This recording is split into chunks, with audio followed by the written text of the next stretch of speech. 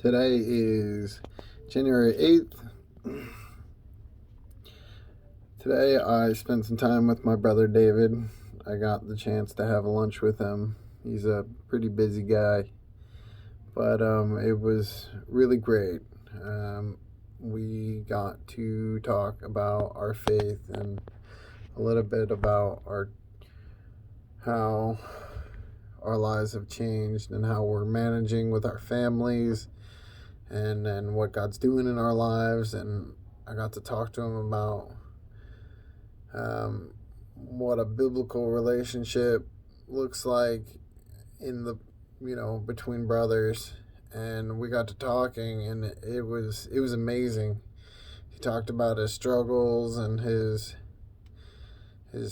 triumphs and the things that he looks at when he thinks someone is like a strong person. And he talked about it was cool. He talked about Abraham and what the sacrifice of Abraham meant to him, and it was I've never had conversation like that with my brother. And it was cool because when we got to lunch, we prayed over the food, but I ended up, just saying, hey, Lord, be in this and be in what we're doing in our fellowship. And it felt like he really answered prayer because we connected in a way that I have never connected with him before. And it gives me a ton of hope for the future and what's going on with, my relationships being restored. And while I'm doing that, my wife is at home. She has her sister over, and she sends me pictures of my daughter and her sister's kids playing in rice, and like a box of rice, one of those bigger tubs that you store stuff in. She filled it with rice, and they were playing in it, and I just can't believe that this is life now. That it is peaceful and beautiful and full of people that weren't there before in any meaningful way. Not that they weren't there for me, I'm sure they were, but they're there, and it's different. It's different, it's beautiful, and I get it. I get there's happy, and I get that there's a difference between happy and joyful, and I felt joyful today. And I got to give his kids some Christmas presents, and I picked up his wife a Christian book. And what was interesting to me was I went to 2 Christian stores to look for a Christian book because the book I got ended up being a study guide, a book called Respectable Sins.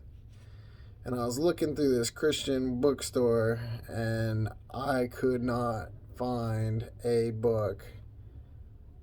Could not find a book that wasn't somehow inspired by like New Age teachings, or by prosperity gospel, or by name and claim it. And that really hit home for me, walking through these and seeing how big their sections were, and going to find this section, minuscule section in Second and Charles, of books that actually had some sort of real biblical themes and ties.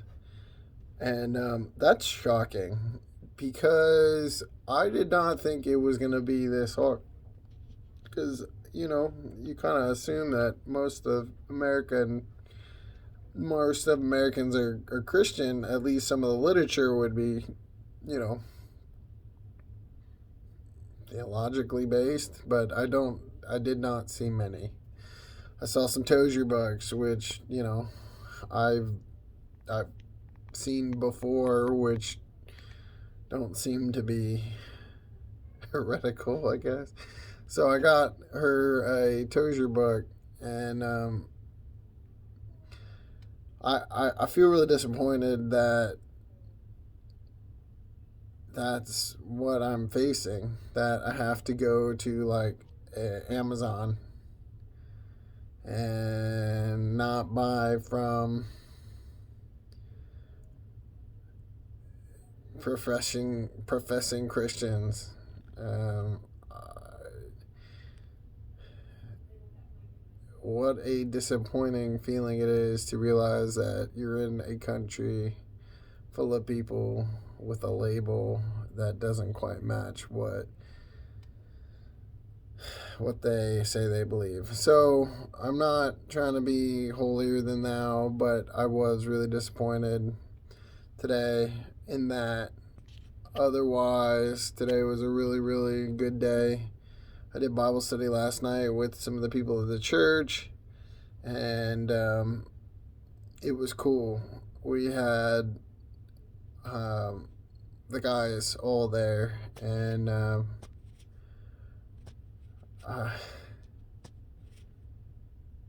it's so different being a Christian because the friendships aren't based on entertaining the people around me, telling stories, telling just keeping people entertained like it used to be, and it's like I feel like I can listen more than I speak because these guys at this church, this City Light Church, they're they're real. Like they're reading this word. They're strong. They're sharp, and that's also something I'm not used to.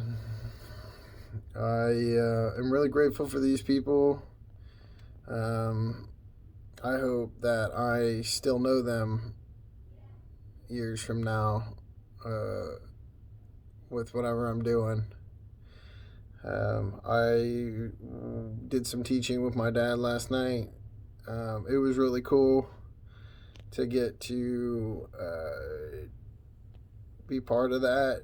Again, it's really weird to see my dad in that situation where he's the center of attention. Well, he's often the center of attention, but seeing him be the center of the conversation, talking about the thing he knows best, and this like industry where I've been in it a while, so hearing him know things that I don't even know, I don't want to be cocky, which maybe I should try to humble myself. But hearing him say these stories and experiences that he's had was mind blowing. Just to see how much he actually practiced real estate, because lately sometimes it doesn't feel like he necessarily practices, just because of how much he's having everyone else do while he's chilling.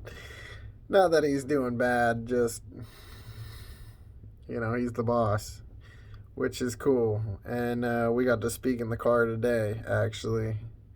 And I remember when I was younger, I was 13, and I was churched then, and I had talked to him about going to church with us because mom goes to church but he does not, and he reacted really poorly. He told me that he was offended by me thinking he wasn't religious, and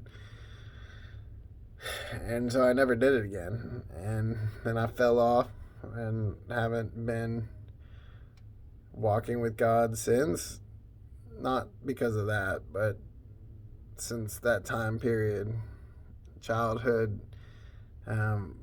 So today I spoke to him, and I tried to be really, really respectful and talk to him about, he's living a good life, he's doing good things, but Christianity's not about that. And I told him there are people who can reject sin and still be Sadducees, and there are people who can do good works and still need Jesus. And I think it went really well. I don't think he got it